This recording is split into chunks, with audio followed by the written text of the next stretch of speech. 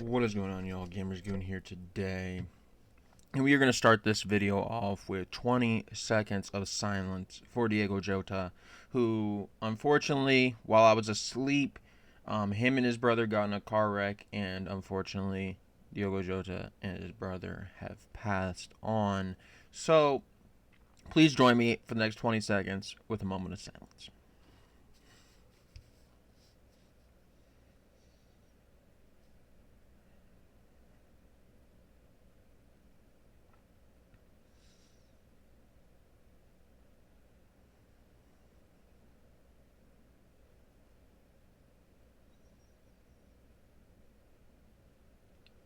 Thank you. I'm honestly glad because I didn't want to do this video last night because we didn't know who we were facing for the U.S. men's national team. I'm glad that we held off, so that we could show Diogo Jota his proper respect, his proper love. Send prayers to the families involved in that. Just won the Premier League, just got married. Really unfortunate to see somebody who is really starting to hit the peak of happiness in their lives be taken away from us too early. So, love to the family, prayers out to the family. But let's get going about the Gold Cup. So, United States men's national team against Guatemala last night. They made things interesting. Believe it or not, the U.S. did not really have. They actually lost possession. I'm just looking at it now. They lost 51 to 49% possession. Makes sense. Early on, the U.S. had all the answers. There was nothing Guatemala could do early on. Diego Luna, within the first 5 minutes, got a goal, and then he answers it again with a brace in the top 15 minutes of this game. Malik Tillman on an assist. Diego Luna, if he's not making it clear right now, I don't know what else he could possibly do. Maybe dominate the rest of the MLS season. I really don't know what he can do to prove that he deserves a spot on the World Cup team next year. Diego Luna, he is been far and above one of, if not the most impressive players to come out of this camp. He has been great. Early on, the goals weren't there, but he was getting assists. Last 2 games, he's got 3 goals now. Diego Luna, he might not be able to start over like a Pulisic or a Tim Weah or some of those guys that are going to be on the team.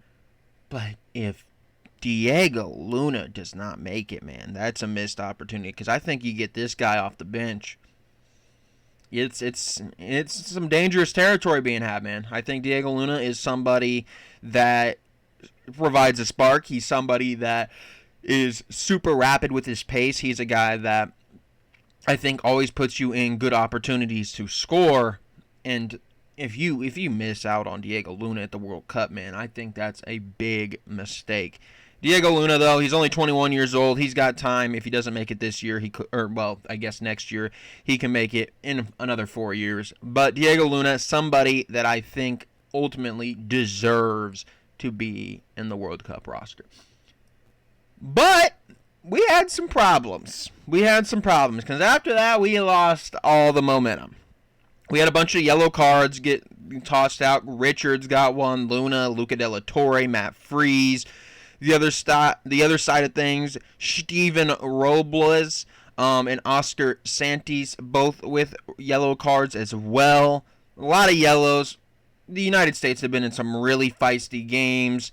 Some tough fouls, getting up in each other's faces. We saw it again here against Guatemala. This team, the U.S., has an edge to them. They really do. They're not a team that's going to let you kick down their teammate. They're going to get up in your face. We've seen it a lot with Sebastian Berhalter of kind of just wanting to get in on the action. Tillman has been the more reserved one of the bunch. When something goes down, he kind of just walks away and laughs at the opponent. But this team right here is really feisty, and I think you're in for some fireworks once we get to talking about the finals. But that will the first 2 goals, that ain't it. That ain't it, because obviously we talked about we lost possession in this game. Yeah, well, for the most part, nothing too major happened. Then at the 65-minute mark, they entered 5 different subs. They entered fresh legs. We only had Brendan Aronson come in for Luca De La Torre at the 58th minute, so we did have an advantage there, getting Brendan Aronson in a little bit earlier than they got their guys in. But they got a lot of fresh legs on the field. Didn't really matter. I mean, it was clear they were winning possession, but they weren't taking advantage of it necessarily. Then we took Diego Luna out for John Tolkien. Diego Luna did not get his opportunity at a hat trick, and Jack McGlynn came in for Tyler Adams. And then Matt Freed's got a yellow card for time wasting. And then almost instantly, after McGlynn and Tolkien came in, boom! Escobar from Honduras, or from Guatemala, my apologies. Honduras was the other game. Escobar came in, nailed it, 80-minute goal there. An assist by Ordonez. I'm sorry if I'm mispronouncing his name. Then we were quite clearly just like trying to keep it together there. We took out Max Arfston, who's a little bit more of an attack focused player on that left back, right back sides. What position was he playing last night? He was playing left back last night. He's kind of moved all over. But we took him out. We took Arfston out. And replaced him with Walker Zimmerman. His first time. Walker Zimmerman obviously going to be the more defensive-minded, focused player in that moment. Damian Downs came in for Patrick Ajamong, who Ajamong has had a great camp. I think he could have maybe added to another Diego Luna goal, kind of mispassed it there early on in the second half, but Diego Luna had a good run. But Patrick Ajamong has looked good in this camp. Damian Downs added some more fresh legs, and it was sketchy. It was sketchy to say the least. They had some opportunities. Ultimately, though, the United States walk away. They don't have to deal with penalties. They walk away beating Guatemala 2-1. Guatemala, I got to give them props. They came in, ranked 106 via FIFA. The FIFA rankings had their country at 106. And not only did they give the U.S. a fight, they knocked off Guadalupe. They played close against Panama, only lost by 1. They beat Jamaica, who Jamaica themselves is a team I thought would do better. Canada they knocked off in penalties. Guatemala had a good tournament, man. You got to give Guatemala their props. They showed up. They delivered. And they almost forced penalties with the U.S. last night. Luckily, though, for us, we avoid penalties. We don't need another Matt Freeze master class. We'll talk about who I think raised their stock a little bit later, but first we got to talk about Mexico versus Honduras. I know I made the mistake earlier thinking Honduras. I don't know why I was speaking about Honduras, but Honduras versus Mexico. Honduras, they played respectable, 44% possession, but their expected goal total 0.1. Yeah, Honduras was never going to win this game. Mexico had a 1.26 expected goals. They shot under it, but they did win. 10 total shots on target for Mexico. Ultimately ended up being enough, and that was with a 50-minute go-ahead assist by Gilberto Mora for Raul Jimenez to give them the lead. And shout out to Ochoa. I know he wasn't the goalie of this game, but Ochoa somehow got a yellow card. Somehow he got a yellow card from the sidelines. But, yeah, for the most part, Mexico handled their business. They handled their business. There was not much, really, Honduras could do. Honduras was respectable. They didn't get blown away here. But, ultimately, I don't think Honduras really ever threatened Mexico and really made it like something that, like, oh, maybe Honduras has a chance here. That leads us to the final this Sunday, July 6th, the U.S. versus Mexico. I told you we were on a collision course for the U.S. versus Mexico, and yet we are. The U.S. obviously going in, I've talked about the U.S. They've played in some feisty games. It's getting real chippy. Mexico tends to be a game like that for us where it's a big rivalry, right? The U.S. versus Mexico. We've played each other more than anybody else in the CONCACAF, I believe. I believe that's correct. Maybe Canada. Maybe Canada's in there. But I think Mexico and us have played each other the most. And you look at two teams here that just completely leave it all on the line. They leave it all on the line. These are two teams that are very passionate, two fan bases that are very passionate as well. This game is going to have fireworks. It's going to have fireworks. It's going to be a game of who can control their emotions better. I look at Mexico, and I think they are obviously a really good team. They are ranked in the world right now 17th. The U.S., I believe, they're 16th. So this is a pretty even matchup. You look at Mexico. In their last game, their starters were Malyong at the goalkeeper, Araujo, Montes, Vasquez, and Chavez in the back line, Mora, Alvarez, and Ruiz in the midfield, Alvarado, Jimenez, and Vega up top.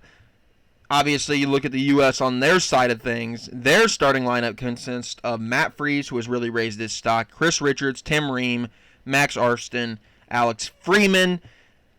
In the back line, Tyler Adams and De La Torre in the midfield.